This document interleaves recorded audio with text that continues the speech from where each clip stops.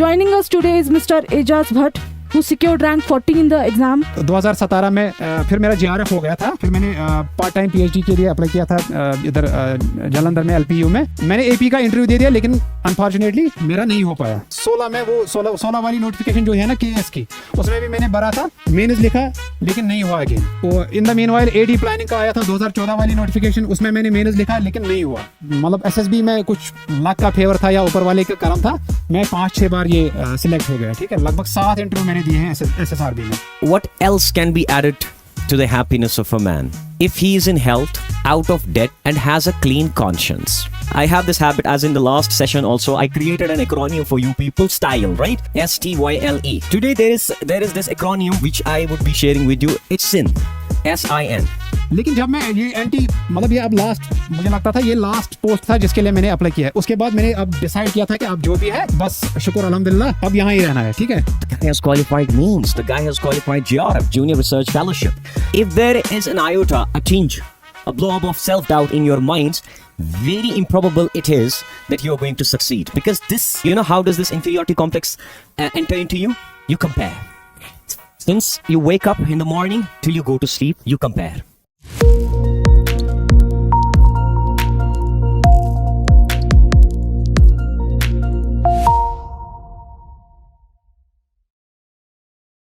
Assalamu alaikum and good afternoon everyone. Welcome back to what is now our third seminar on Naib Tahsildar examination.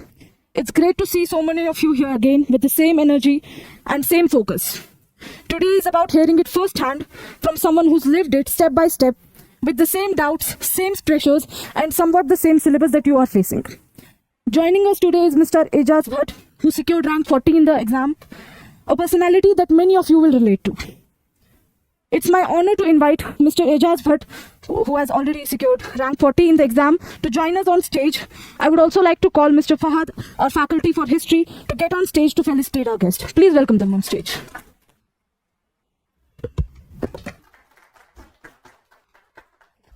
औज़ु बिल्लाहि मिनश शैतानिर रजीम, बिस्मिल्लाहिर रहमानिर रहीम, अस्सलामु अलैकुम व रहमतुल्लाहि व बरकातुहू। My name is Ejaz Ahmed Bhatt. I hail from district Kulgam in South Kashmir.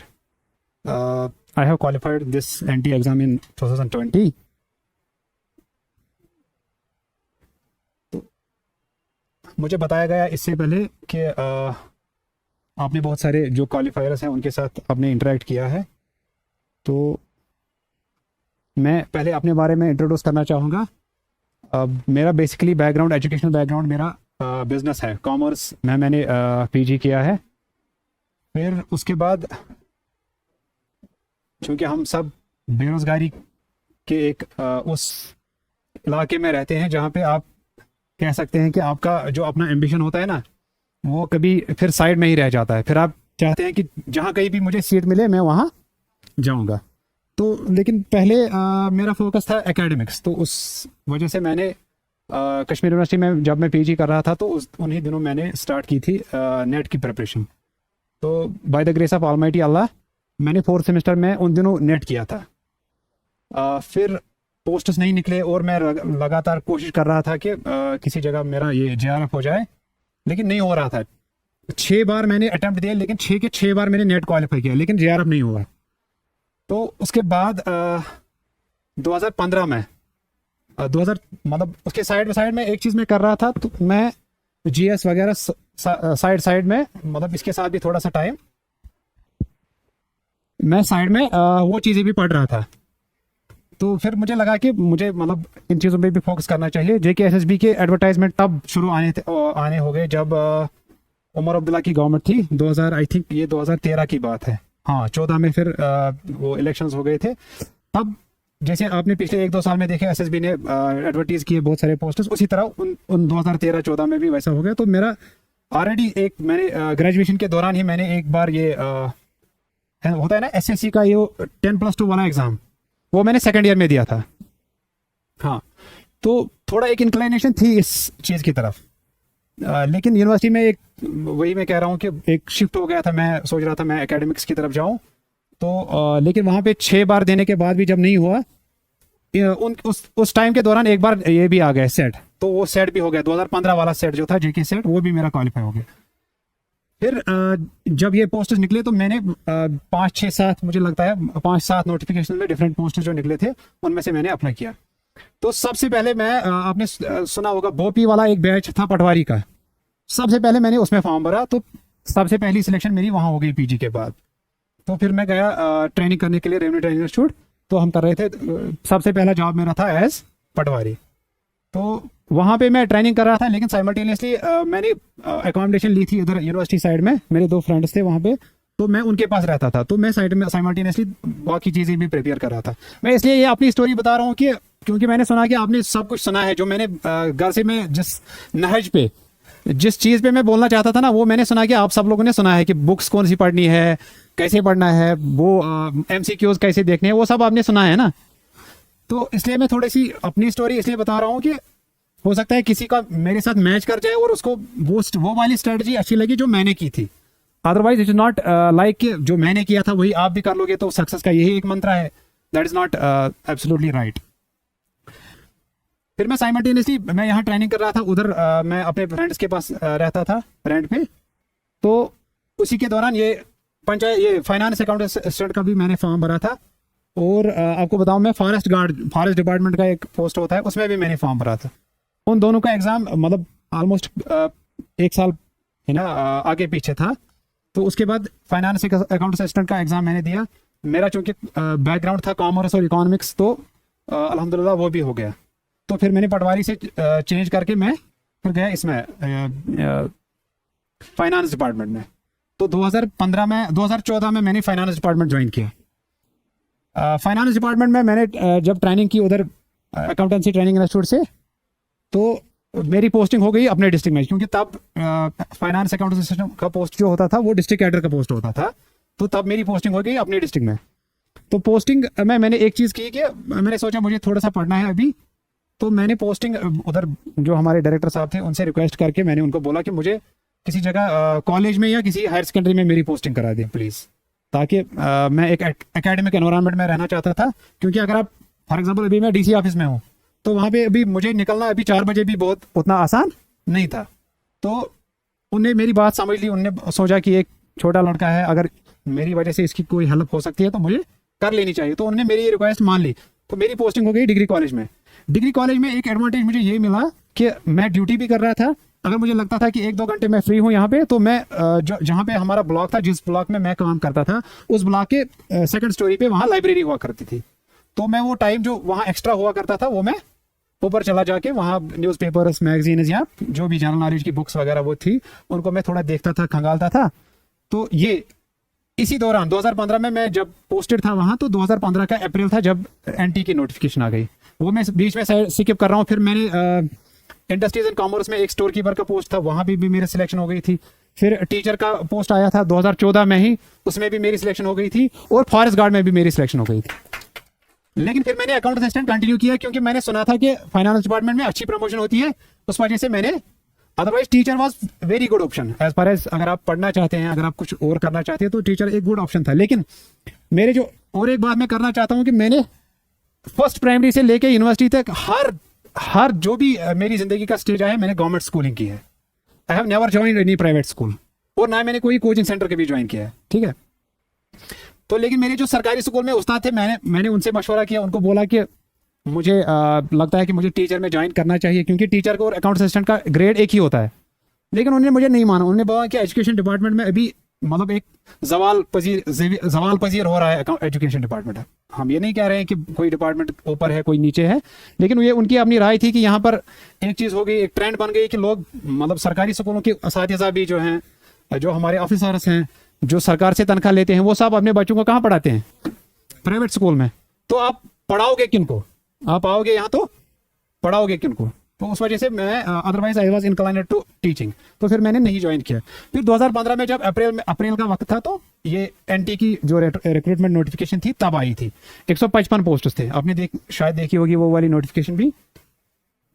तो एक चीज हो गया मेरे जहन में स्ट्रक के, मतलब इसका एग्जाम जल्दी हो जाएगा, तो मुझे आज से ही थोड़ा सा स्टार्ट, जैसे आप लोग बड़े सीरियस हैं जो स्टार्ट से ही प्रिपरेशन कर रहे हैं, अभी कुछ लोग सोच रहे होंगे कि फॉर्म भरें कि नहीं, ठीक है। लेकिन एक चीज, आप ऑलरेडी उनसे एक स्टेप आगे हैं, एक कदम ऑलरेडी उनसे आगे हैं कि आप में वो सीरियसनेस है कि आप करना चाहते हैं।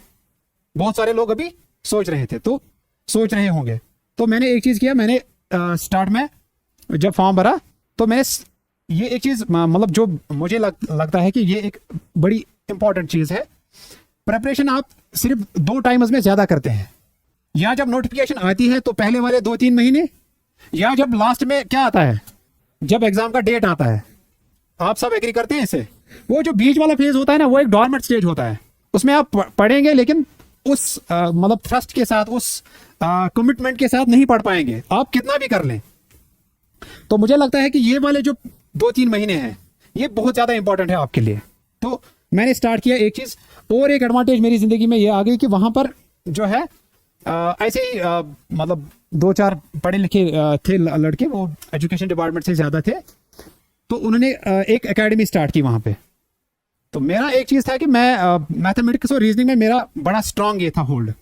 तो वो मेरे घर पे आ गए, उन्होंने बोला कि अगर आप मैथमेटिक्स और ये रीजनिंग तब था, आज भी है आपके इस सिलेबस में, तब थोड़ा ज्यादा ही था। मैथमेटिक्स के अलग से 15 मार्क्स थे ना, आपने देखा वो पिछला वाला सिलेबस, उसमें ज्यादा थे इसे मार्क्स ना।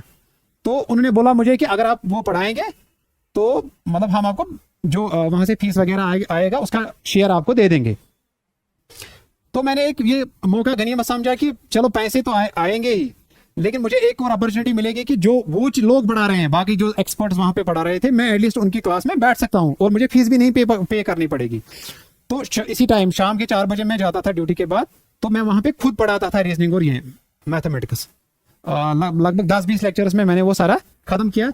लेकिन मैं खुद भी जाता था उनके क्लास में, कभी कभी जब टाइम मिलता था तो जो दूसरे सब्जेक्ट टीचर्स हुआ करते थे, मैं उनके क्लास में बैठता था। और मेरी प्रिपरेशन यही थी कि मैं उधर लाइब्रेरी में थोड़ा सा वो टाइम स्पेंड करता था, क्योंकि मेरी पोस्टिंग ही थी कॉलेज में, तो उस वजह से एक थोड़ा ये ना नेचुरल एडवांटेज मिल रहा था उस चीज़ का।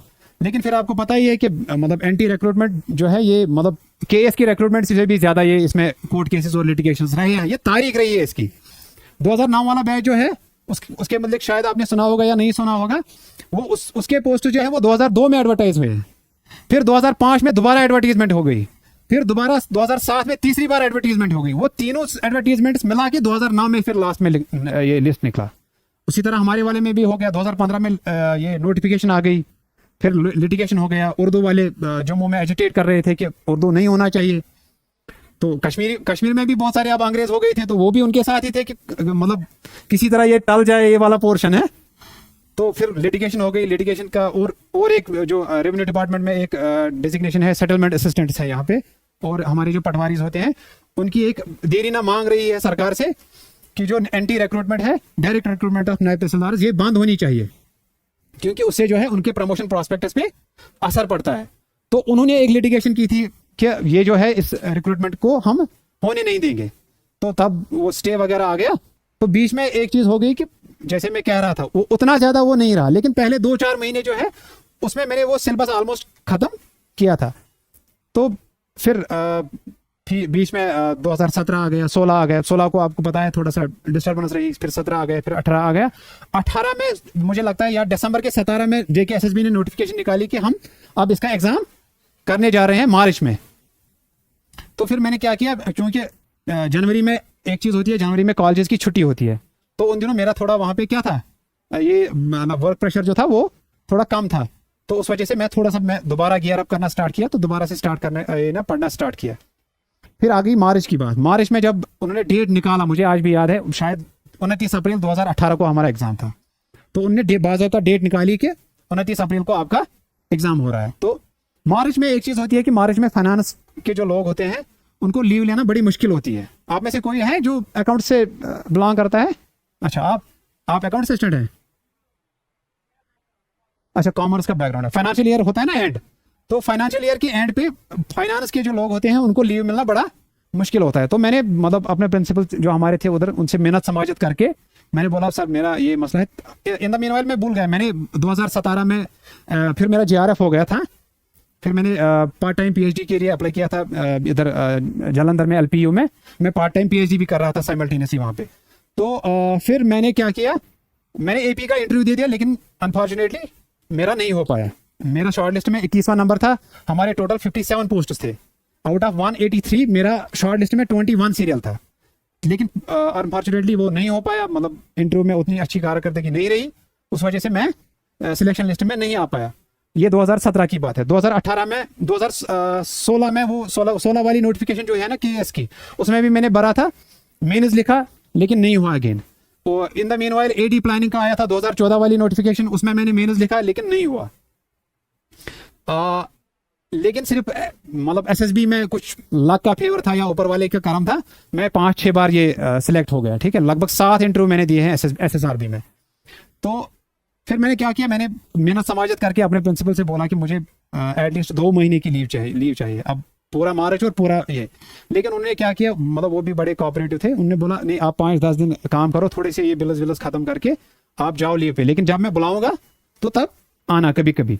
तो मैंने बोला ठीक है। फिर मैं लगभग 10 या 12 मार्च के अराउंड मैंने लीव ली 22 अप्रैल तक। असल में पहले डेट आया था 22 अप्रैल का, फिर लास्ट में उन्होंने 22 अप्रैल भी संडे थी और 29 अप्रैल भी संडे थी। फिर उन्होंने लास्ट में एसएसबी वालों ने वो असल में जो एग्जाम था वो 29 अप्रैल को किया। उस वजह से मुझे एक स्ट्रेच में लगभग 43 डेज मिले, और एक मतलब वो जो सारा किया था उसको वो सम अप करने के लिए। तो अगेन मैंने एक चीज़ किया कि मैं उधर मेरे फ्रेंड्स थे यूनिवर्सिटी में, वो रिसर्च कर रहे थे, तो मैं उनके पास गया, क्योंकि घर में आपको पता है इन द मीनवाइल घरेलू जिम्मेदारियां बढ़ गई थी, तो घर में थोड़ी सी डिस्ट्रैक्शंस होती है। तो मैंने सीधे उनके साथ ज्वाइन किया। लेकिन एक चीज़ जो जब मैं लाइब्रेरी में गया, तब ये प्राइवेट लाइब्रेरीज का कल्चर इतना नहीं था। आप एग्री करते हैं इससे? ये पिछले 2-4 साल में ज़्यादा हो गया ना। तो तब या तो यहाँ एसपीएस लाइब्रेरी में पढ़ते थे लोग, या कश्मीर यूनिवर्सिटी में, या किसी जगह कॉलेज में वैसे उतना पढ़ने का रिवाज नहीं था। तो मैंने जब ज्वाइन किया, तो मैं आपको एक फर्स्ट हैंड एक्सपीरियंस बताऊंगा, उससे आपको एक इंपॉर्टेंट चीज़ मिलेगी कि हो सकता है कभी आपको लगेगा कि मैं बहुत पीछे हूँ, लेकिन वैसा नहीं होता है। और दूसरी बात यह है कि अगर ऊपर वाला आपके साथ है, अगर लक आपको फेवर करता है, तो आप बरकत, we have a concept of बरका इन इस्लाम है। बरका मीन्स आप थोड़ा कुछ कर रहे हैं लेकिन मिल तो आपको रहा है बहुत सारा। तो वो चीज़ हो जाती है इसमें भी, एग्जाम में भी। मतलब कोई प्लेटो नहीं होता है, कोई एरिस्टोटल नहीं होता है, यहाँ सब एक जैसे ही होते हैं। ये बस अल्लाह का करम होता है, उसका देना होता है, वो आपको जहां देना चाहे वहां। जब मैंने एबी का इंटरव्यू दिया था ना, मैं आपको बता रहा हूं कि जब मेरा 21 सीरियल था ना इसमें शॉर्ट लिस्ट में, मुझे अपने मतलब अंदर में मैं ये सोच रहा था कि मतलब अब ये हाथ से जाने वाला नहीं है, लेकिन नहीं हुआ। In spite of all the factors कि मुझे लग रहा था कि होने वाला है। लेकिन जब मैं ये मतलब ये अब लास्ट, मुझे लगता था ये लास्ट पोस्ट था जिसके लिए मैंने अप्लाई किया है। उसके बाद मैंने अब डिसाइड किया था कि अब जो भी है बस शुक्र अल्हम्दुलिल्लाह, अब यहाँ ही रहना है, ठीक है। जब मैं वहां गया तो लगभग 45 दिन थे अभी एग्जाम में। मैंने एक लड़के को देखा वहां पे लाइब्रेरी में पढ़ रहा था, वो मेरे डिस्ट्रिक्ट का ही था, लेकिन मैं उसको जानता नहीं था, लेकिन मुझसे छोटा था। मेरी एज थी तब लगभग 28 ईयर्स, लेकिन वो हार्डली 23 अराउंड था वो उसकी एज। तो जब मैं इधर बेंच पे बैठा तो मैं पढ़ रहा था, 1-2 दिन हो गए मैंने इसको देख रहा था, तो मुझे लगा ये भी वही पढ़ रहा है, क्योंकि उसके पास भी सिलेबस था ना, वही सिलेबस उसके पास भी वही था, मेरे पास भी वही था। तो मैंने इसे इंटरेक्ट किया कि आप का नाम क्या है, कहाँ से हैं, क्या पढ़ रहे हैं। तो उसने बोला मैंने रिसेंटली पीजी ये इकोनॉमिक्स किया है, तो मैं पिछले 7 महीने से लाइब्रेरी में पढ़ रहा हूँ। मतलब लिटरली मैंने देखा उसने जो बुक्स मतलब जो करते हैं ना, बहुत सारे लोग करते हैं ना, जब भी पढ़ते हैं तो मार्क करते हैं, पहले एक कलर से, दूसरे कलर से, फिर तीसरे कलर से। मुझे लगा हर एक बुक में उसने 3-3 कलर से एक लाइन डाली थी। तो मतलब ये इसने एटलीस्ट पेन से पता चलता है इसने 3 रिविजन किए हैं। और वो रिवीजन नहीं, मतलब जैसे मतलब आपका सिलेबस जो है वो लगता है बहुत छोटा है ना, लेकिन मुझे लगता है अगर मैं इसको उर्दू मुहावरे में कहूँ कि इसको समंदर को कूजे में बंद करना। जैसे आपका कॉन्स्टिट्यूशन ऑफ इंडिया है, एक सत्र है, वहां पे एक लाइन है ना, लेकिन अगर आप कॉन्स्टिट्यूशन ऑफ इंडिया को खोलेंगे तो वो तो एक अपने आप में एक किताब है ना। इसी तरह यह है जैसे रिवर सिस्टम्स तो बहुत ये है, उसमें पर्टिकुलरली नहीं लिखा है कि आपको कौन से रिवर्स पढ़ने हैं ना। वो एक ब्रॉड आउटलाइन है आपका, ये जो सिलेबस है ना आपका, ये एक ब्रॉड आउटलाइन है। इसमें मतलब कॉम्प्रिहेंसिव सिलेबस है, खासकर जीएस का जो सिलेबस है आपका, उसमें मेजर हेडलाइंस हैं आपकी सिलेबस में। तो आपको वो डिटेल में नहीं दिया गया है कि इसमें आपको क्या क्या पढ़ना है। तो मैंने जब देखा उस लड़के को पढ़ते हुए, तो मुझे लगा कि मतलब किस तरह के, मतलब अब मैं ओपन मेरिट से बिलोंग करता हूं, तो 150 पोस्ट हैं, उसमें से लगभग तब 50% हुआ करता था। आज तो आपकी खुशकिस्मती है कि आप 35 है आपकी, है ना, आप रिजर्वेशन में है। तो मैंने सोचा 150 में से 75 पोस्ट हैं ओपन मेरिट के, उसमें से वो एक्स सर्विसमैन और फिजिकली चैलेंज्ड को काट के लगभग 65 तो बनते हैं। मैंने सोचा इस तरह के लड़के तो 65 नहीं, मुझे लगता है 650 भी होंगे। तो मुझे लगता है मतलब this is not my cup of T. अब मैं बूढ़ा भी हो गया हूँ, एज भी आ गई है, मैं घरेलू रिस्पॉन्सिबिलिटीज में फंस भी गया हूँ, तो मुझे लगता है कि ये नहीं हो पाएगा। क्योंकि मैं ऑनेस्टली बताता हूँ कि वो जो पहले 2-3 महीने थे, एक तो मैंने तब पढ़ा था और एक अब मैं खोल रहा था। बीच में मैं वो अखबार वो पढ़ता रहा, वो एपी का इंटरव्यू था, ये केएस मेंस का था 2016 वाला, लेकिन वो इंसान भूल जाता है चीजें जल्दी। लेकिन एक एडवांटेज हमेशा रहती है कि अगर आपने कहीं कुछ पढ़ा है तो थोड़ा सा वो एक बैक ऑफ द माइंड में उसका एक वो ना रेप्लिका रहता है, कुछ ना कुछ आप गेस करते हैं कभी क्वेश्चन को। मैं बहुत डिमोटिवेट हो गया। मैं जब रूम पे आ गया तो मुझे लगा कि मतलब ये नहीं होने वाला है। मैं मतलब गोश्त थोड़ा ना वो ढीला हो गया। मतलब ये ऐसे नहीं वारिया, इसलिए बेहतर पान बचाओ, सेहत बचाओ, निमन दौरे कर पानस मजीद सख्ती आनो पानस क्या। लेकिन फिर मुझे शाम को ये आइडिया दोबारा आ गया कि मैं क्यों अभी हार रहा हूँ। हो सकता यही बरका वाला कॉन्सेप्ट, ठीक है, हो सकता है अल्लाह बरकत दे, इन्हीं 2 महीने में मैं वो कर जाऊं जो वो दूसरे वाले 6 महीने 7 महीने में नहीं कर पाए होंगे। तो मैंने क्या किया, मैंने उसी को बोला कि आप मुझे बताओ, एटलीस्ट एक आइडिया होता है ना उस बंदे को जिसने पढ़ा होता है कि कौन कौन सी बुक अच्छी है। क्या इस वारिया किताब से कारण टाइम यूज आए, जब हम लास्ट में आते हैं तो हमें लगता है कि ये नहीं पढ़नी चाहिए थी। बीच में मैं बताऊंगा, वो एक जम्मू से एक बुक आई थी, शायद आपने किसी ने देखी होगी। वो ज्यादा बिकी नहीं थी, लेकिन मैंने जम्मू से लाई थी वो किसी से मतलब मंगवा के। वो एक कंप्रेहेंसिव बुक थी पूरी नायब तहसीलदार सिलेबस की। लेकिन जब मैं वो 10-15 दिन पढ़ रहा था ना, तो मुझे लग रहा था मैं तो इससे अच्छी लिखूंगा। मतलब उन्होंने आपको ना जल्दी इतनी जल्दी की थी बुक बनाने में कि विकीपीडिया से जो सतरें उठाई थी ना, ताकि अगर कुछ उसने अगर क्योंकि विकीपीडिया एक ओपन सोर्स है, उसमें आप भी कुछ अड़ा सकते हैं। अगर वहां पे कोई गलती थी ना, ग्रामर मिस्टेक, स्पेलिंग मिस्टेक, वो जब मैं विकीपीडिया देख रहा था तो वो बहु वही हुआ करता था वहां। तो मैंने उससे एक चीज बोला कि भाई मुझे ये बताओ कि जैसे हम बोलते हैं कश्मीरी में, मैं छोट बात, ठीक है, मुझे मतलब शॉर्टकट बताओ। ईद कालस भाई यमन दोहन या 5-7 दोहन मज हेक बह क्या कवर कर। तो मतलब थैंक्स टू हिम, उसने बताया कि मतलब यह किताब पढ़ने क्या, ये पढ़ो, ये वाली नहीं पढ़नी है, ये पढ़ो। फिलहाल अगर आप ये खत्म करोगे, अगर उसके बाद टाइम मिला तो ये चीज पढ़ लेना, लेकिन फिलहाल आप इन चीजों को छोड़ के बाहर कहीं नहीं जाना।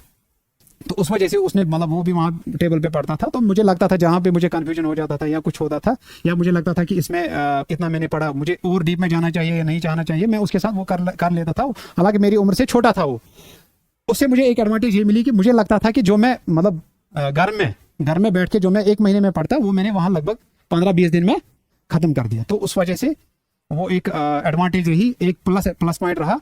तो जब अल्टीमेटली लास्ट वाला दिन जब आ गया तो हम दोनों रिवाइज कर रहे थे। इन द मीनवाइल जो वहां पे अब बहुत सारे लड़के आए थे, सबको पता चला था कि ये भी पढ़ता है, ये भी पढ़ता था। तो हम 10-15 मुझे लगता है 10-15 कैंडिडेट्स थे वहां पे जो पढ़ रहे थे। अब उनको भी किसी ने बताया कि इसका मैथ्स और रीजनिंग जो है वो बड़ा स्ट्रांग है। तो उन लोगों ने मुझे बताया कि आप पार्क में हमें 10-15 मिनट थोड़ा सा वो सिखाओ। तो उस वजह से मुझे एक एडवांटेज हो गई कि रीजनिंग और मैथमेटिक्स जो है वो और ज्यादा स्ट्रांग हो गया। और मैंने रिटन में जो क्वालिफाई किया, उसका बेसिक वजह यही था कि मैंने रीजनिंग और मैथ्स में कोई क्वेश्चन नहीं छोड़ा था। मतलब सारे के सारे मैंने किए थे और सारे के सारे करेक्ट थे।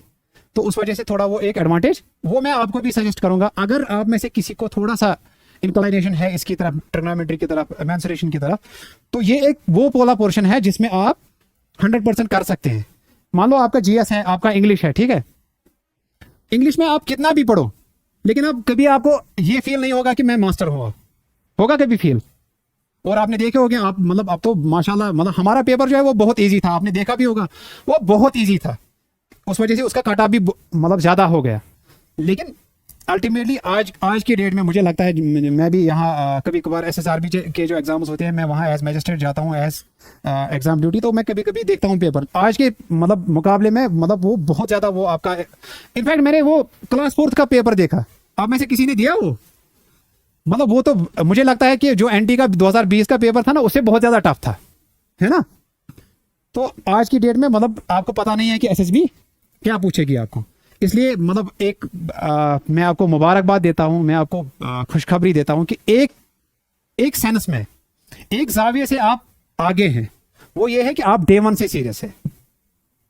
क्योंकि मैंने बोला कि मैंने भी पढ़ा था, या तो पहले 2-3 महीने पढ़ा या लास्ट वाले वो 43 डेज जो स्ट्रेच में मिले थे, क्योंकि मिली थी मुझे लीव उससे थोड़ी सी ज़्यादा, लेकिन बीच में मुझे ऑफिस जाना पड़ा ऑफिस के काम करने के लिए। तो मुझे लगता है वही 43 डेज मुझे एक स्ट्रेच में मिले थे। मतलब अगर मैं असल में बताऊं तो वही 43 डेज का कंट्रीब्यूशन था। तिमो ते तो जो 200 नहीं सो रहे क्या मैंने नहीं किया, ये अल्लाह का करना था। तो बस एक मतलब थोड़ी सी एफर्ट लगाई, आपको भी एफर्ट लगानी चाहिए। और डे 1 से आप सीरियस हैं, ये बहुत बड़ी चीज़ है। वो चीज़ें आपने देखी होंगी कि आपने सुना भी होगा कि किस किस सेक्शन में क्या पढ़ना है, कैसे पढ़ना है, वो उसको टच करो नहीं। उर्दू, हाँ उर्दू में मेरा एक इंटरेस्ट रहा है। उर्दू जब मैंने ये ना केएस मेंस लिखा तो मेरा एक अपना कॉमर्स का सब्जेक्ट था, एक उर्दू था। तो उर्दू से मेरा एक शगुफ रहा है। उर्दू के बारे में मैं आपको बताऊंगा कि उर्दू, देखिए मैं आपसे बात कर रहा हूं, किस जबान में कर रहा हूं आप समझते हैं ना, तो क्या मसला है? आप सब लोग जब समझते हैं, आप बोलते हैं, तो इसमें एक ज्यादा से ज्यादा एक मतलब मसला होगा आपको कि आपको थोड़ा लिखाई में थोड़ा मसला आता होगा कि थॉट्स। देखिए कश्मीरी में आपको थॉट्स आते हैं ना, अगर आपको कश्मीरी में बोलना होगा, इंग्लिश में बोलना होगा, तो आप थॉट्स तो आते हैं। अब उनको अमली जामा पहनाना है लफ्जों का, है ना, उनको लफ्जों में बयान करना है, ठीक है। तो उस बारे में मेरी मतलब जो मेरी एक्सपीरियंस है उर्दू में मतलब शायद ही कोई कश्मीर का मतलब कोई लड़का या लड़की फेल हो गई होगी, इंस्पायर्ड ऑफ द फैक्ट कि मैं जो एग्जाम हॉल में था जब हमारा उर्दू का, शायद आपका उर्दू और वो एक ही दिन में होगा, है ना हमारा, हाँ मैं तो आपका है उसमें लिखा है ना 2 सेशंस में। अच्छा चलिए आप मान लेते हैं अगर आपका एक ही दिन में होगा वो भी ठीक है, अगर दूसरे दिन होगा तो वो ठीक है। पिछले की तरह जब हमारा हुआ था तो हमारा पहले रिटर्न हो गया, फिर जब उसमें शॉर्ट लिस्ट जो हो गए उनका पहले इंटरव्यू हो गया, इंटरव्यू के बाद हमने उर्दू का क्वालिफाइंग टेस्ट दिया। मुझे लगता है कि जिन लोगों ने, मतलब मैंने नहीं सुना किसी से जो ड्रॉप भी हो गए कि उनका वो हो गया था, क्या मतलब उर्दू डिस्क्वालीफाई हो गया था। जो भी ड्रॉप हो गए थे या जो वेटिंग लिस्ट में आए थे सभी ने उर्दू क्वालिफाई किया था। स्पेशली मतलब कश्मीर में तो मुझे नहीं लगता है कि किसी ने, हालांकि मैंने एग्जाम हॉल में 2 लड़कों को देखा, मतलब एक लड़का बहुत डिस्टर्ब था और एक है वो हमारे साथ आज जॉब कर रहा है, उसको मैं याद दिलाता हूं कि आप बहुत डिस्टर्ब थे उस दिन। उसको भी उर्दू नहीं आता था, उसका एग्रीकल्चर बैकग्राउंड था, उसने मतलब इंग्लिश मीडियम से हमेशा पढ़ा था, उर्दू में इंटरेस्ट था या नहीं था वो जानता है, लेकिन उसने वो मतलब उसको बहुत ज्यादा ये ना टेंशन थी उर्दू की कि उर्दू नहीं हो पाएगा मुझसे, लेकिन हो गया उसका भी। देखिए ड्रग एडिक्शन है उर्दू में, एक चीज है कि बहुत ज्यादा अल्फाज जो है वो आपको पता ही है। अब जब साइंटिफिक वर्ड्स आते हैं अगर आप उनको इंग्लिश में भी लिखेंगे ना वो भी चलेगा, वो उतना इशू नहीं है। जैसे ड्रग है, ड्रग एब्यूज है, ठीक है, या सबस्टेंस एब्यूज है, तो अगर आपको पता भी नहीं होगा ना, मनशियात बोलते हैं इसको, तो आप अगर ड्रग भी लिखेंगे तो उतना वो मसला नहीं होगा क्योंकि ये एक साइंटिफिक टर्म है। लेकिन अगर आप टेबल को टेबल लिखेंगे तो ये बड़ी बात है क्योंकि उसका मतलब है आपको पता ही नहीं है, इसको मेज बोलते हैं। अगर आप चेयर को चेयर लिखेंगे, अभी मिसाइल है, ठीक है, मिसाइल एक इंग्लिश लफ्ज है, मिसाइल का उर्दू तर्जमा क्या करेंगे? मिसाइल ही।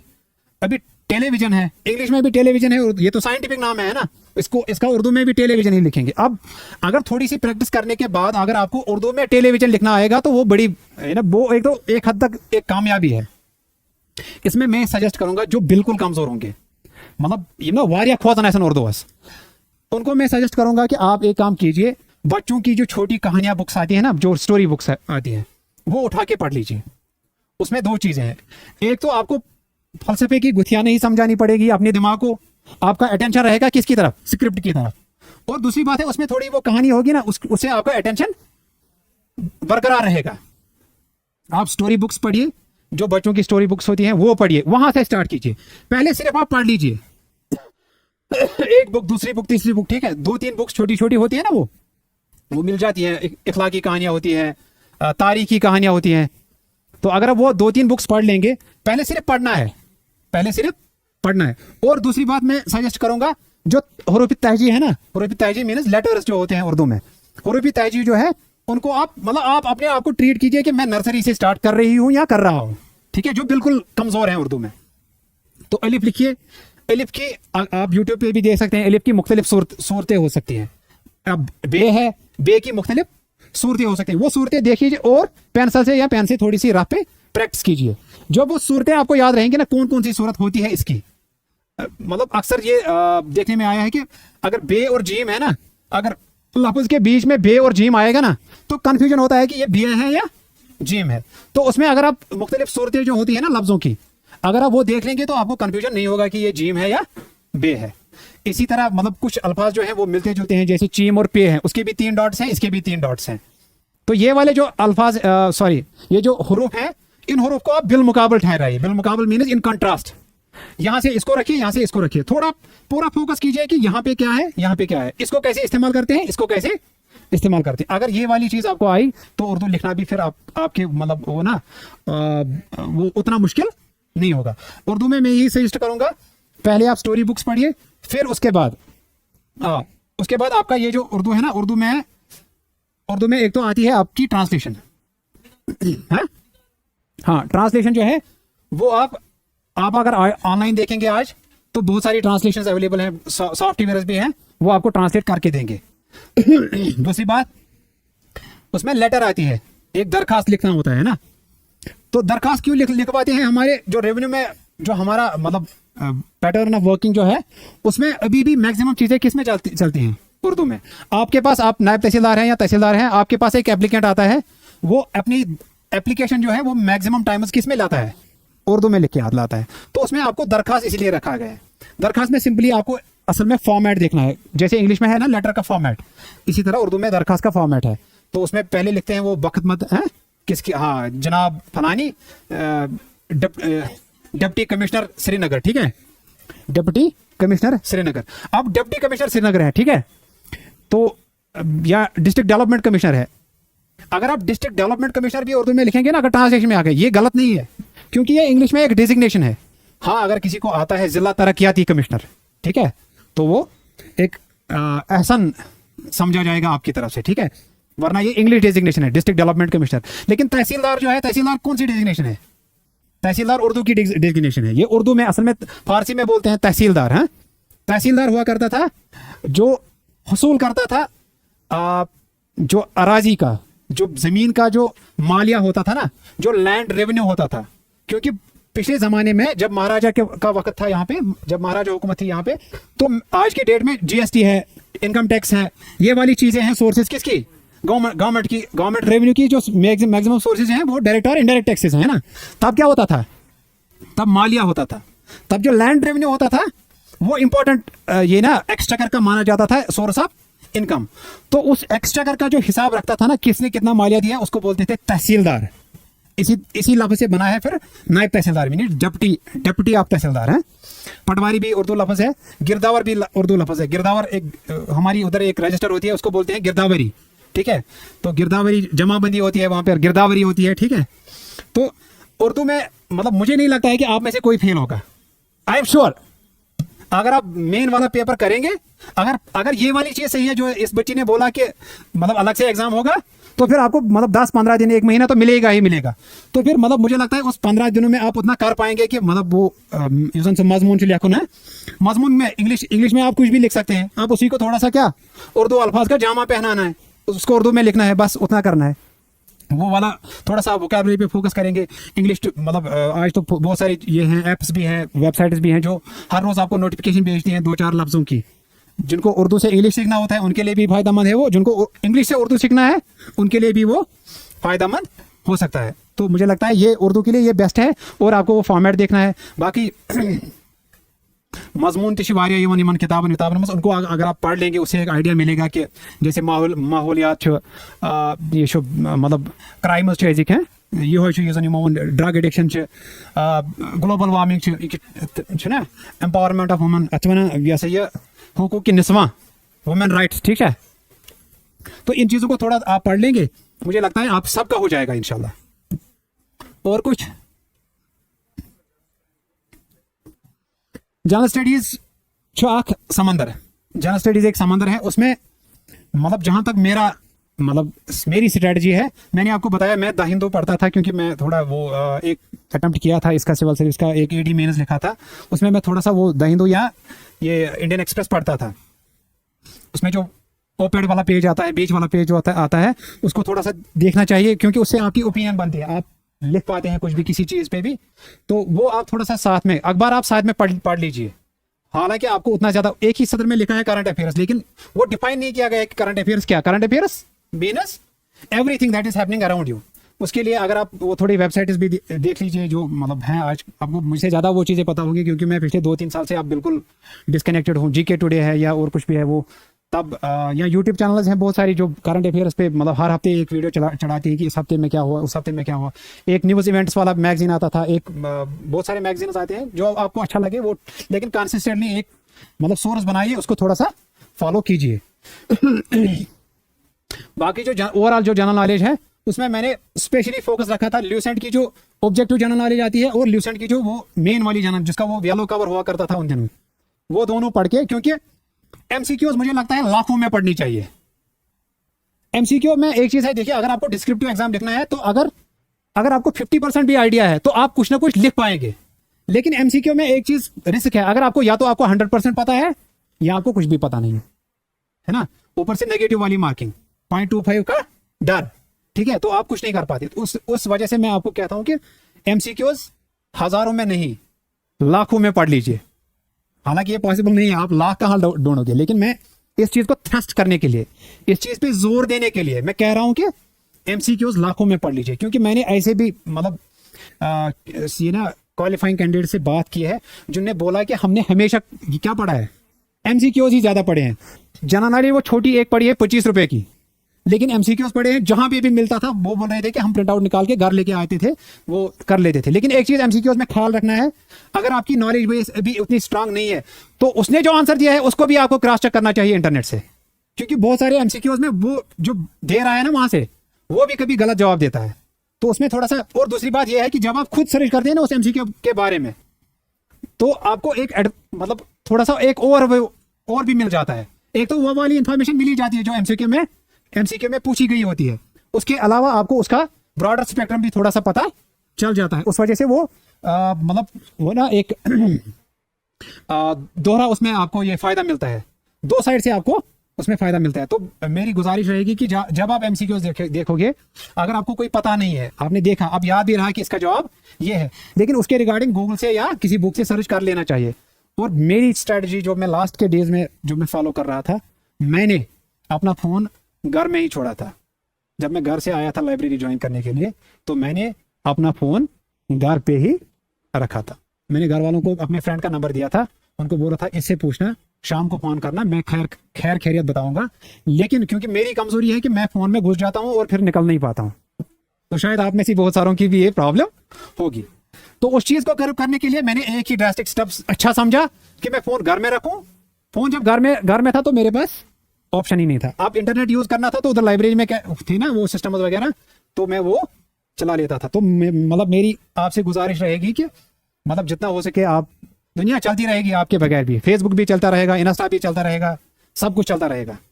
मुझे लगता है एक टेलीग्राम है जिससे आपको फायदा मिलता है, लेकिन मुझे नहीं लगता है कि आप में से मैक्सिमम लोगों ने वो इंस्टॉल भी की होगी। मतलब आप तो बड़े अच्छे बच्चे हैं, लेकिन मुझे लगता है टेलीग्राम एक ऐसी चीज है जिसमें मतलब नुकसान के बजाय ज्यादा थोड़ा फायदा है। नुकसान उसमें भी है लेकिन फायदा ज्यादा है।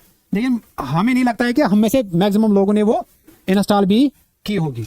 लेकिन हमारे फोन में जो एप्स हैं वो हमें डिस्ट्रैक्ट करती है।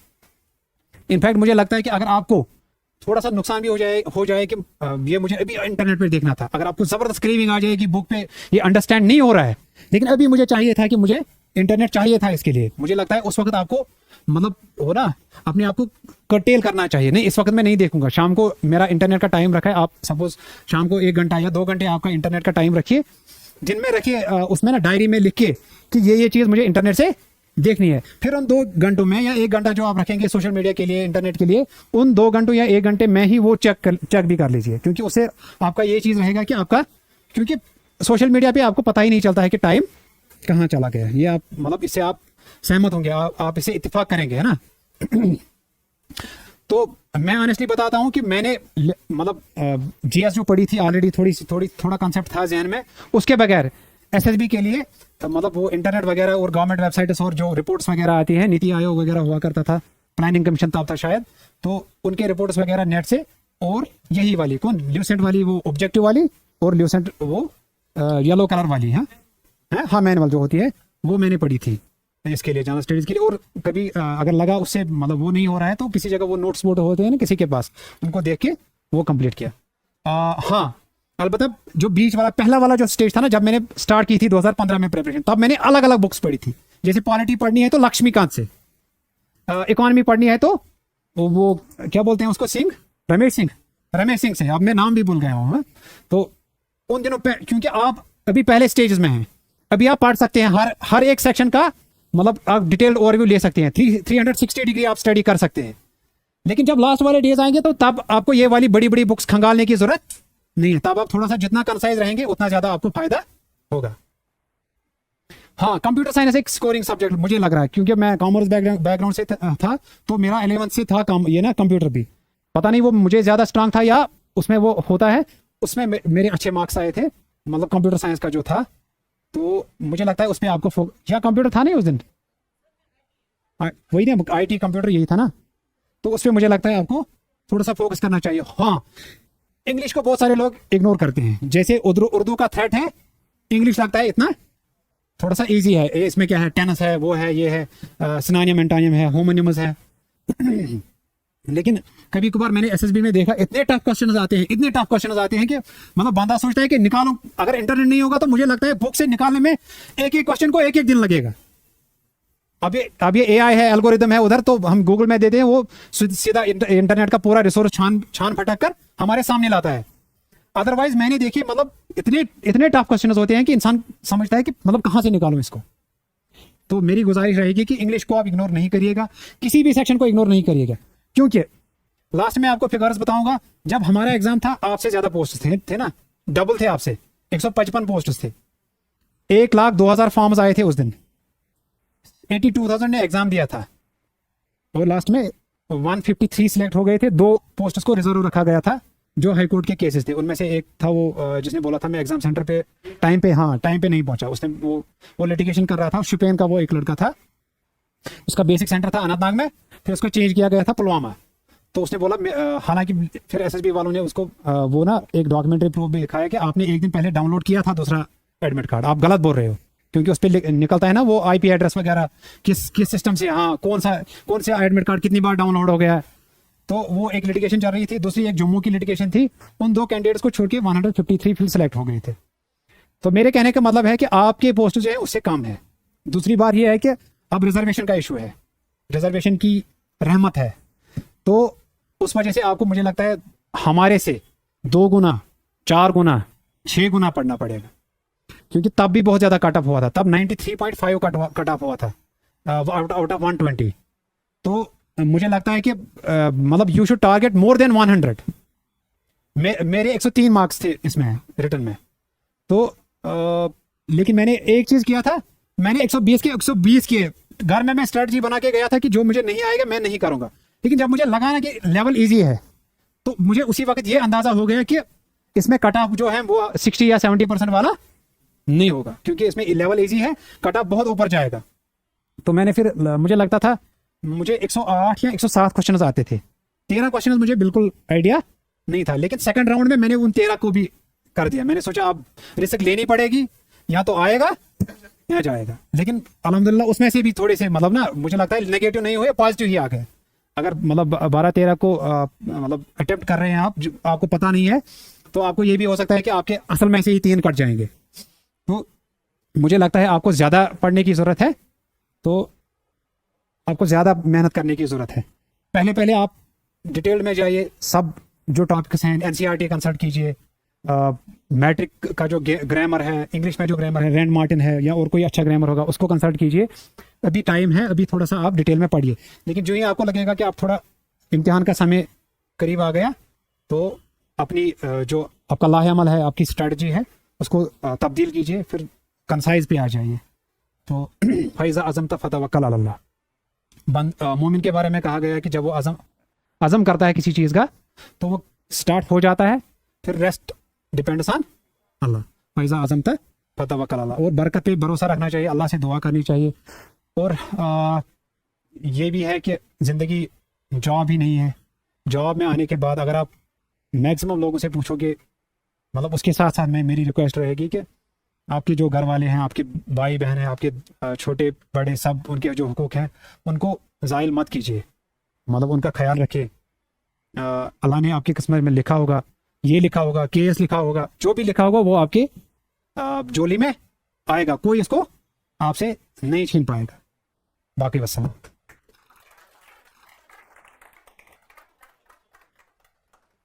इंटरव्यू नहीं है आपका ना?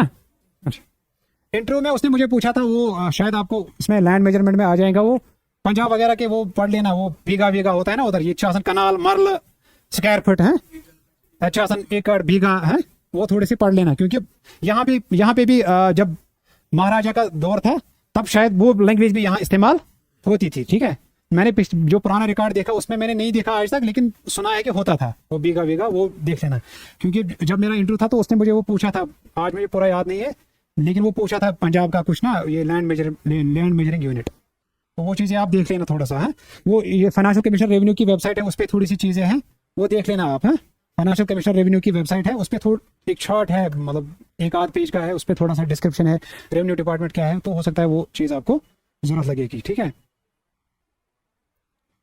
टेस्ट सीरीज लेते हैं आप इनसे, तो वो बड़ी चीज़ है। मतलब मैं जब पढ़ता था तो पता ही नहीं था कि, मैंने आपको बताया कि मतलब मुझे पहले 2-3 दिन में लगा था कि नहीं हो पाएगा, क्योंकि लोगों ने बहुत पढ़ा है। तो अगर आप टेस्ट सीरीज दे रहे हैं तो वो आपके लिए बहुत बड़ी एडवांटेज है। और कुछ? चलिए, thank you. Thank you, sir, for your valuable insights. Now, I would like to invite Waqas, sir, our faculty for English, to the stage. Already in services, his voice, both in and outside the classroom, has always encouraged clarity, confidence, and critical thinking in the students, qualities that matter deeply in your preparation. Please join me in welcoming them to the stage.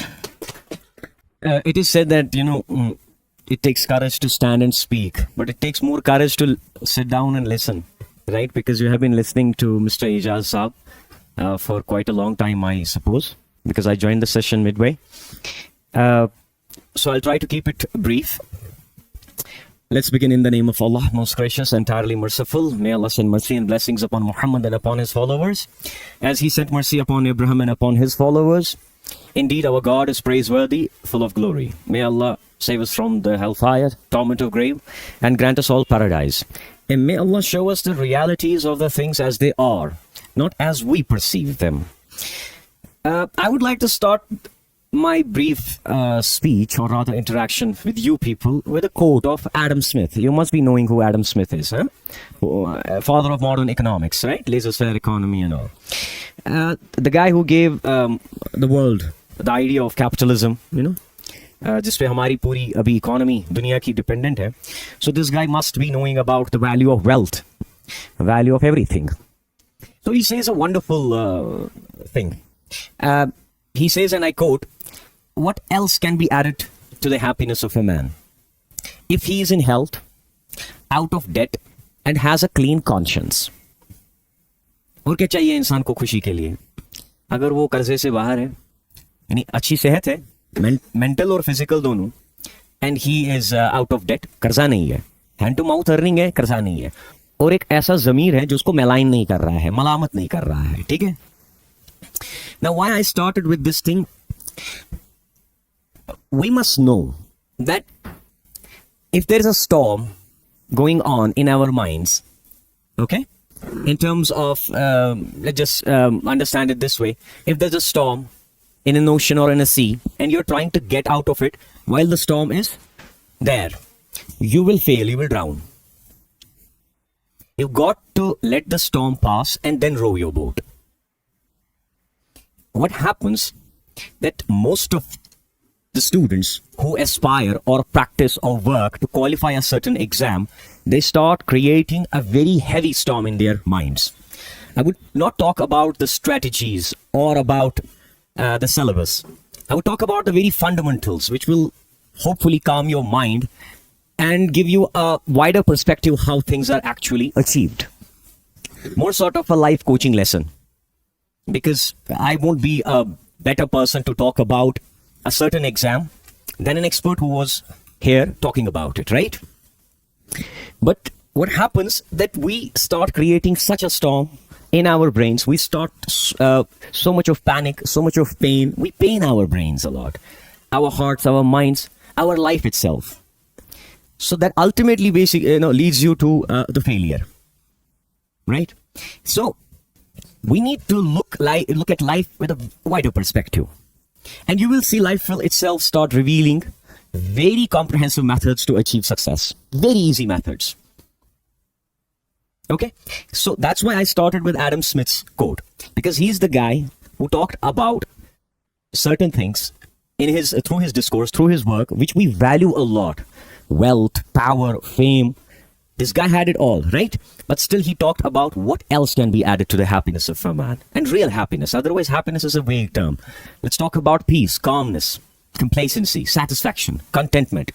Once you start relaxing yourself, you will be able to find out ways on your own to, first of all, aspire, then to dream about those things, and then the planning to execute those things, right?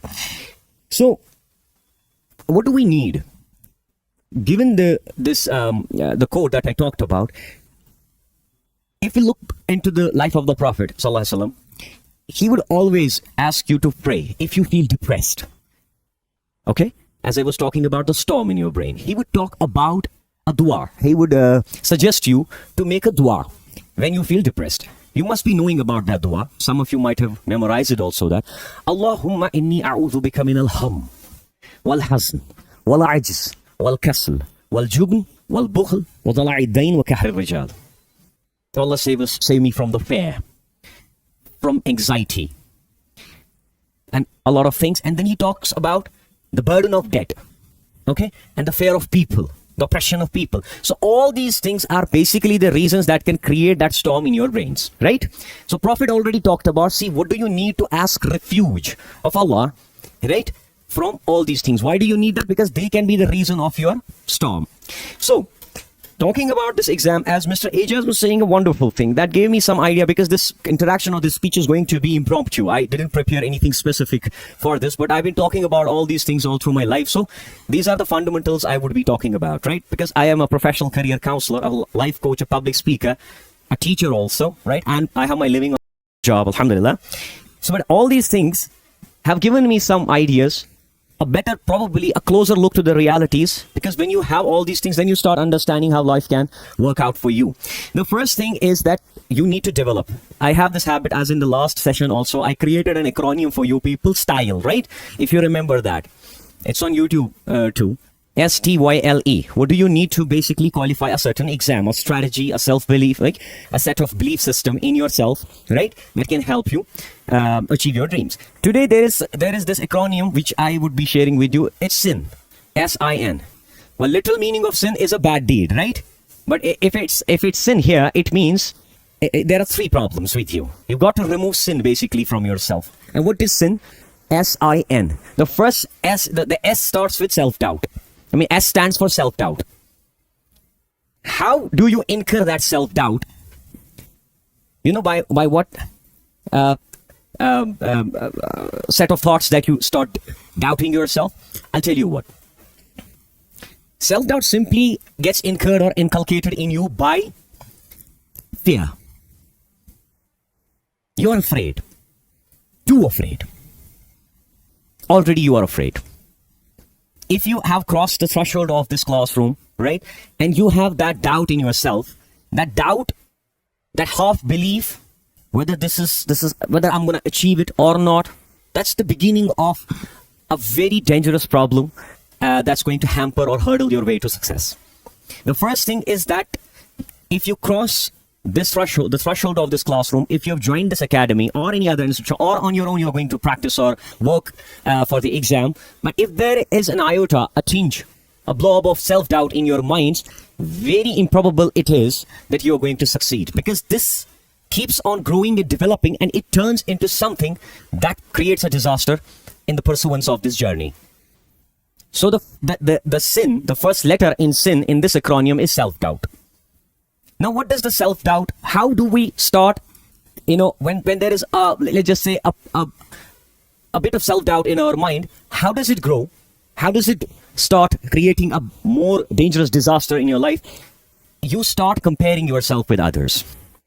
If Mr. Ajaz, a successful person who has qualified all these things, when he was talking about his journey, mashallah, right? I was just observing some of the faces in here, or some of the voices that were coming out. Oh. The guy has qualified means. The guy has qualified JRF, Junior Research Fellowship. I don't know which subject, but it's just what percentage? Some percentage. Like सबसे ज़्यादा जो JRF qualify होता है वो English literature में होता है, right? और पता है कितने होते हैं throughout India English literature में? Just 110 or something. 5-7 हज़ार करते हैं, 5-6 हज़ार करते हैं नेट क्वालिफाई JRF, ये परसेंटेज होती है, the cream of the cream. अब मैं क्या सुन रहा था आपके अब क्या होता है इससे? You start creating a comparison. This immediately started a self doubt in you because you created that comparison. Am I right और रॉन्ग? हो गया ना, एक वो हो गया ना दिमाग में खड़ा एक थॉट, अरे यार इतना करके बंदा एंटी कर रहा है. This is the disaster that one can create for himself. The problem, the biggest problem. This more helps the wind to create that extreme storm in your brain. More self-doubt. Inferiority complex. The I stands for inferiority complex. How do you get that inferiority? How does this inferiority complex get inculcated in you? Comparisons. Not only in terms of exams or anything. Not in terms of exams or anything. You know how does this inferiority complex enter into you? You compare. Since you wake up in the morning till you go to sleep, you compare. You compare yourself with a lot of people, and that only consumes your brain. The people you compare with are not giving a single thought about you. They do not even know you. They do not care about you. Even in terms of your perpetual personality, your appearance, you start comparing. You go on a street, you see a big car, you're like, I don't have this car. You see a friend who is a better knowledgeable person, oh my god, he's so knowledgeable. You see a person who is probably like more handsome than you or good looking than you, I don't look this way. This creates that inferiority complex so much into yourself that you end up becoming N, negative. N stands for negativity. And negativity ka extreme ek hi cheez hoti hai, you tell yourself, I cannot, I give up. The sin has to go. To calm that storm in you. You know how I observed it? What was the game changer for this, for Mr. Ajaz? What basically made him a successful person, in terms of his dream? That single thought. He also had that self-doubt. He also compared himself in the library when he saw that guy preparing, marking these, making revisions and everything. So he gave up for a short span of time. When he reached home, he told himself, why am I giving up? I need not to compare myself with this person.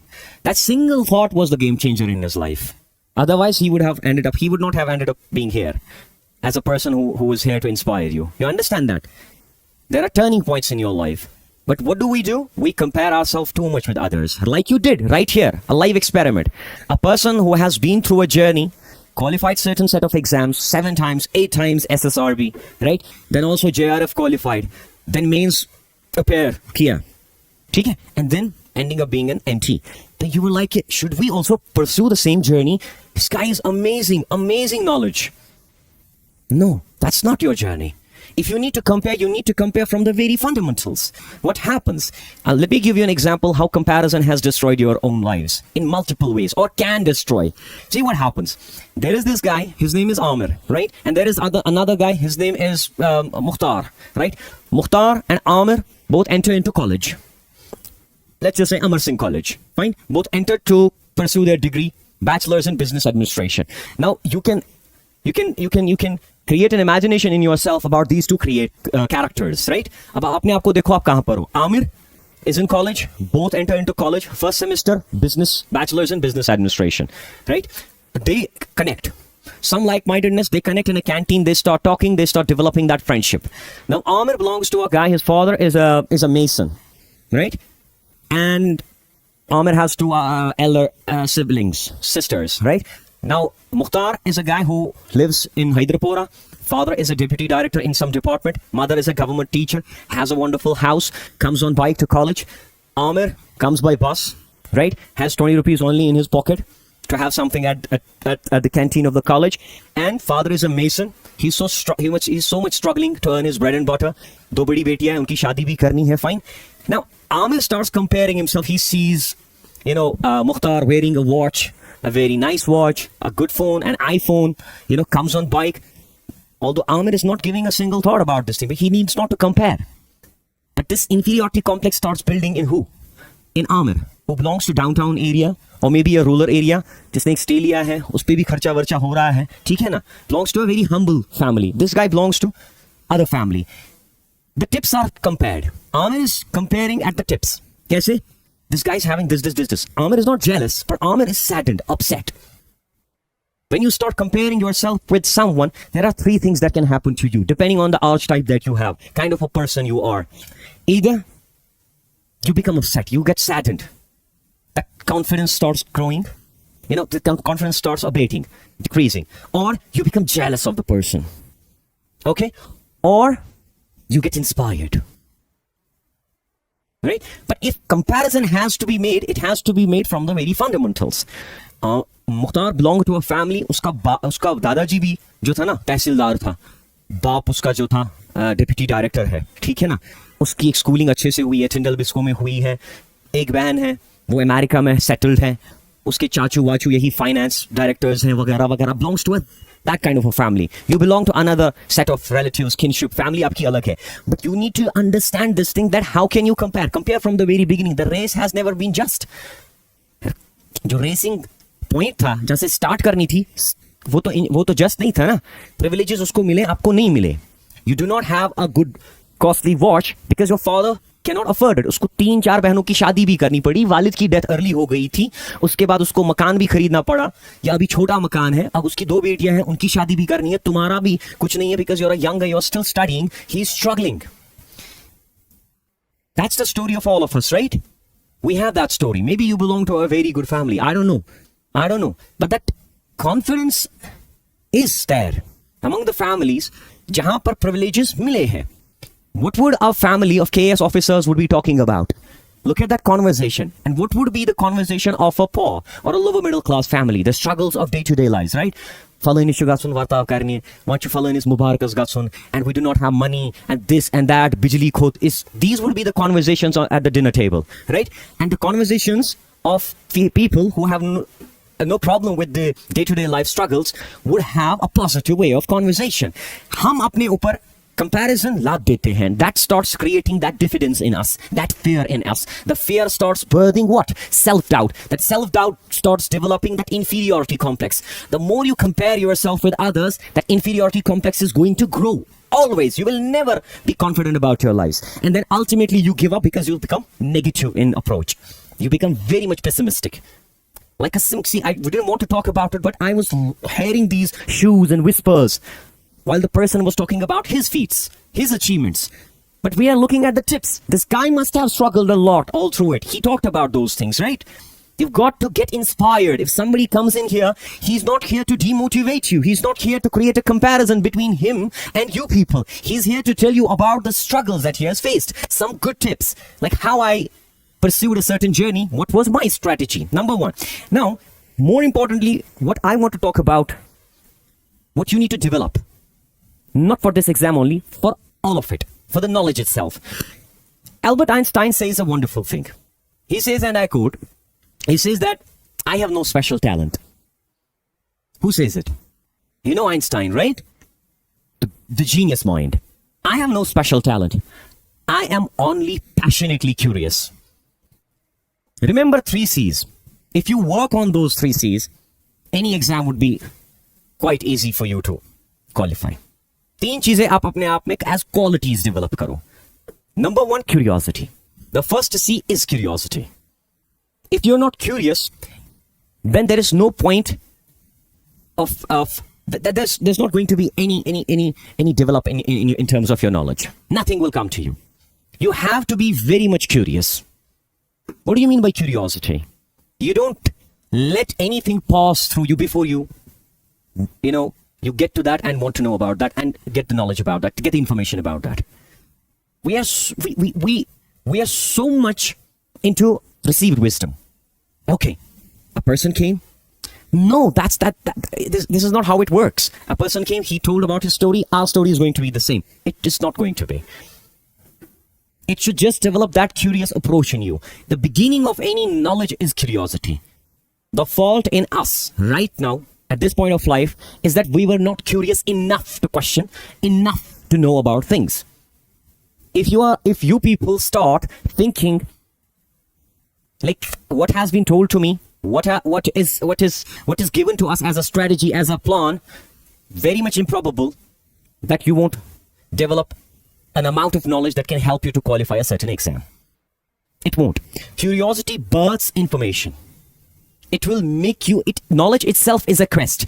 And believe me, knowledge or education has never promised anyone that it will end up or it will land you with a job. Has it? Education has not promised you. It's a skill. It's a skill that you will see. If inshallah, all of you will qualify NT, right? You will qualify NT, inshallah rahman. You still have to go through the trainings, right? You have to learn the script in which the NT is right. Patwaris, girdawars, and tahsildars, right? Aapko fir skill seekhna hai. You are tested whether you are enough eligible to learn a skill. Okay, you are a graduate or a postgraduate, you qualify exam. Do you think that they will give you a seat at that point of time? No. Well, the salaries may start, but you need to learn the skill. It's actually the skill that gives you a job. Education has not promised you. Education itself is a quest. It's a wonderful journey. But how is it going to be wonderful? It's curiosity. It's the curiosity in you people. As I told you, see, one of the greatest, the greatest theory that we have had in this in our times, not in our times, in the last 100, in the last century, what was the theory? The theory of relativity, right? Einstein. You know how has this idea come into the mind of Einstein? He was once looking out through the window in his room, looking at the clock tower, looking at the cars, and he thought, what if the cars move at the speed of light? Will the clock stop? That's how the greatest theory came into existence. He was just insanely curious. Had the humans not been curious, there would be no civilization, there would be nothing in the world, no inventions, no discoveries. Because we are then cattle. We are animals. I don't say it. If you're not curious, if you do not have the power of questioning and the power of, curiosity, you do not want to know about things, then we are just cattle. I don't say it, Quran says it. Open up Surah Araf. Surah Araf is, I think, 7th chapter in the Quran. Okay? It's a wonderful verse. Wonderful verse. You know what Allah subhanahu wa ta'ala says? لَهُمْ قُلُوبٌ لَا يَفْقَهُونَ بِهَا وَلَهُمْ أَعْيُنٌ لَا يُبْصِرُونَ بِهَا وَلَهُمْ آذَانٌ لَا يَسْمَعُونَ بِهَا. They have hearts. Or brains. They don't think with them. They have eyes. They don't see with them. They have eyes, the power of seeing, right? But they don't see with them. They have ears. They don't hear with them. Who are these people? Listen to this thing. Do we have bigger brains in terms of the physical properties than an elephant? Right? Do we have high vision eyes like of a canine, of a dog, or of a cat, or an owl, or whatever? Yeah? They have better capacities of hearing, better capacities of seeing, right? So what makes us different? So all these creations of God, they physical properties of eyes, physical properties of hearing, way ahead than us. What does make us special? It's actually looking beyond, the curiosity. If we are just using our eyes to see, to walk, and our ears to hear, to listen, the normal, and to think normal, we are animals. Wake up, do this work, go to sleep, reproduce, eat, sleep. That will be the life. It's the life of who? You know what God says? God says, أُولَٰئِكَ كَالْأَنْعَامِ. The verse continues, لَهُمْ قُلُوبٌ لَا يَفْقَهُونَ بِهَا وَلَهُمْ أَعْيُنٌ لَا يُبْصِرُونَ بِهَا وَلَهُمْ آذَانٌ لَا يَسْمَعُونَ بِهَا. أُولَٰئِكَ كَالْأَنْعَامِ. They are cattle. You know the cattle, the cows, the domesticated animals, right? Cows and buffaloes and calves and heifers and all these, right? Sheep. See the wisdom of Quran. God does not use wild animals because wild animals are still very intelligent. because they move out, they have better survivalistic instincts, right? They have to hunt, they have a strategy in their brains. God says they are cattle, these people. Because we domesticate them for our benefit, killed, they don't even question. Otherwise, if a cow goes rogue, do you think we can, overpower a cow, a buffalo? Right? Ulaika kal an'am bal hum azal. God says, Ulaika kal an'am bal hum adal. Even worse than those. Why? Because we did not create them to see only, to hear only. We wanted them to stay curious. That's how the whole of knowledge system can be produced. Ulaika humul ghafilun. They are the heedless. Basically, they don't know. Curiosity is the beginning of everything. That is first. If you want right now to perform better in your preparation, you have to stay curious. It's not what is written on the book. You cannot bypass something that you don't understand. Stop. Stay curious. Look deeper. Look more. It's that 1% of extra that's going to get you 75 plus. I didn't know, factually. Mr. Ajaz talked about it. What was the cutoff? 193? 93.25 out of 120. So that goes around about 77, 78%. Right? That's it. So like 75 plus you've got to get, because the exams are getting tougher. Right? The cutoff is not going to be this much, because posts were many, blah, blah, blah. It's going to be maybe lesser than that. Exams are going to be tough. 75 plus. It's that 1, 2, 3% extra that you've got to do. And what is going to give you that? It's that curiosity. Lakes and rivers. Let me first of all know what lakes are, rivers are. Start from the fundamentals. Do an extra bit. That's how you're going to get the help for your exams. It's not that what is written on a certain book or in a certain book. Read that. That's the certain thing. That's what is going to come. He gave you certain examples, beautiful examples. I was very much curious about revenue systems. I get curious. I looked into the revenue system of Pakistan, because you would hear in these documentaries, in the books. I was reading once this Daniel Muinuddin's book, In Other Rooms, Other Wonders. It's a wonderful anthology of short stories, basically. So there was this mention of bigas and everything. I wanted to say, what is a biga? So I looked into it. I read the whole revenue, system of, land recording. Ye maine dekha. Curiosity, that's it. If something is popping up, let's just say Enrique Iglesias, or let's just say Dua Lipa. You may be shocked at hearing such names from me, right? But it's just curiosity. Well, appearing, something is happening. What's Met Gala? Oh, it's Met Gala. Twice. It's like popping up on your screen or on the Google News, right? I don't know anything about it. Just search about it, read about it. Oh, it's a fashion, congregation. Fashion setup. Who is Dua Lipa? Okay, a singer. But again, you get a name like Sheikh Ahmad Sarhandi rahimahullah ta'ala. Who is this guy? Just search about it. Lakes and rivers. Indus Water Treaty. All of these things I personally have started understanding, just being curious. Because you got to have that active brain. You cannot let abhi is time pe. In this journey, nothing can go. You can bypass. Stop, learn. Let me give you an example. There was a movie. You might have, I don't know. There was this movie for which A.R. Rahman got this Oscar award. Slumdog Millionaire, right? Dev Patel is the actor in that, right? Music ke liye mila na, sound designing ke liye basically mila. That's a beautiful movie to tell you that nothing in your life itself is knowledge, and nothing goes to waste. It's just that we don't pay attention. Have you? Who has watched that movie, Slumdog Millionaire? You have watched? What happens? A guy, a kid in slums, Jhoppadpatti, in Mumbai, and then it's the journey of his life. He ends up at Kaun Banega Crorepati. Who wants to be a millionaire? Ye American show tha na, usi ka wo hota, theek hai? So he gets these questions, and he is not a literate person. He's not a formally educated person. This character in that movie is not a formally educated person. He gets these 15 questions. The 15th question would be the end of the game. He will become a millionaire. So he talks about, he gets these questions, and all these questions are answered by his life. He has just paid attention what had happened in his life. That every question, when it's asked to him, he starts thinking, if I know the answer. He gets back into reverie, he gets back into life memories, and pops up something from his memory, and that answers the question. It's just that curiosity. Pay attention to details. That's one. Second C is creativity. What can work for someone may not work for you.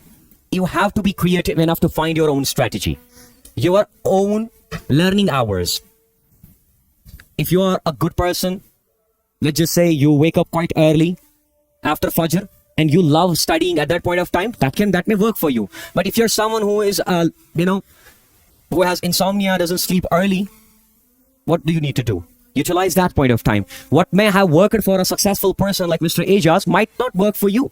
You have to find your creative approaches regarding the same thing. How am I going to pursue my own journey?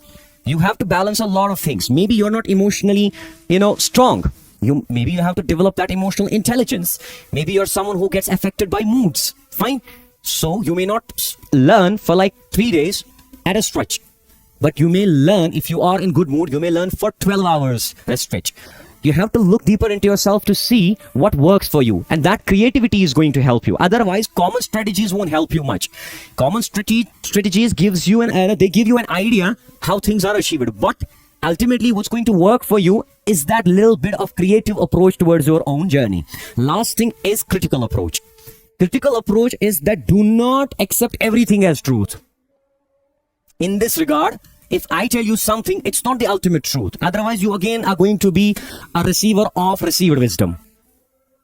Painting all with the same brush won't work. This guy, I told you, for example, this guy is very good in English component. This girl is maybe very good in quantitative aptitude. You may be good in reasoning. Other may be good in GS, right? So you have to look into this that, okay, fine, I need to be critical about certain things. If my teachers or my mentors or someone is telling me, look, you have to work hard in this thing and this. So, okay, fine. Let me first of all ask me, should I work hard in this chapter, or am I better in doing this thing? Right? Do not take everything as the absolute truth. You understand that? What happens with us, we people tell you certain plans, right? They are tested plans. Let's just say they are tested plans. But it's not it's not going to be the brush that will paint all of you with the same color. No. You have to see if it works for you, good, nice. Otherwise, if you have a strategy already in existence and that is working for you, you are better in following that particular routine. Maybe follow that only. Take some part of it. Take best from everything. Right? But focus on your own plans. Because I don't know your personal life. You may be a government employee, so you cannot study from 10 to 4. Right? You have to give your time in services. So what do? You find out something else. Time saving and everything. So these things you need to keep in your mind. At the end, I can tell you one thing only. Just calm down. Right? Calm down. Do not look at this thing with a single prism. That it will definitely get you a job. A job is the most important thing in the life. Just calm your storm. You will see the confidence building. You will see things are going to be much clearer. I know you are very much serious. Very, very serious. But it should not be with your upsetting moods. Your saddened faces. Fine, theek hai. I'm going to give my best. Rest is up to Allah. Because ultimately, we Mu'mins, we believers believe in this thing that Qaddar Allah wa ma sha'a fa'al. Allah does what He wills. He doesn't ask for anybody's opinions. The whole system of journey, the whole journey in here should be only for one thing. I need to acquire as much knowledge as possible, and if I'm giving 6 months of my life, 7 months of my life in this examination, I need to be a better person. I need to acquire knowledge, which I have failed to acquire over the period of these 10, 15 years, and maybe not this, maybe next. Always have that thing in your mind. Failures are the best teachers. Absolutely, they are the best teachers because they are experiments. Right? It may hit. You may hit bullseye in your first shot, but it may take 2, 3. It's okay. It's okay. I would end with this thing. It's a lie that has been told to you that everything is going to be okay at the end of the day. Right? Don't we hear this very thing? Picture abhi baki hai mere dost. Life doesn't work like that. Agar ye theek nahi hai to abhi picture baki hai. No. Believe in this one thing, that everything, it's okay, that everything needs not to be okay at the end of. Things may not be easy for you. It may not be rose and milk. But believe in this thing that Allah chooses the best for you. Give your best and leave the rest. Assalamu alaikum.